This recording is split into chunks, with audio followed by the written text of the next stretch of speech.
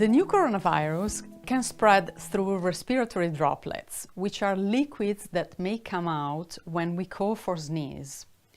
For this reason, it's very important to avoid close contact with anyone who has fever and cough or other respiratory symptoms. In practical terms, we recommend keeping at least 1 meter distance from a sick person. Also, you should avoid shaking hands, hugging, or kissing people with these symptoms. If you need to take care of a person who has fever, cough, and difficult breathing, do not forget to wear a mask and, in particular, to practice hand hygiene. If you need more information on how to protect yourself from the new coronavirus, check the WHO website at who.int.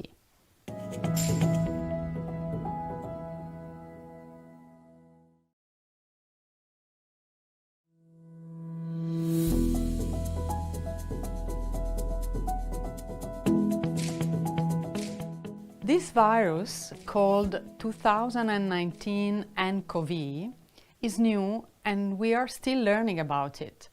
From what we know now, it can make some people a little sick with a slight runny nose.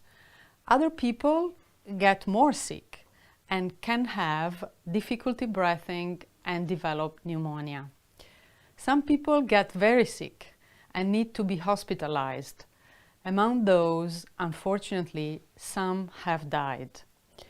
While we still need to learn more about how the disease affects people, thus far, most of those that died had other underlying health issues. This information will change as we learn more about this disease. WHO will continue to provide updates as more information becomes available. If you need more information on the new coronavirus, check the WHO website at who.int.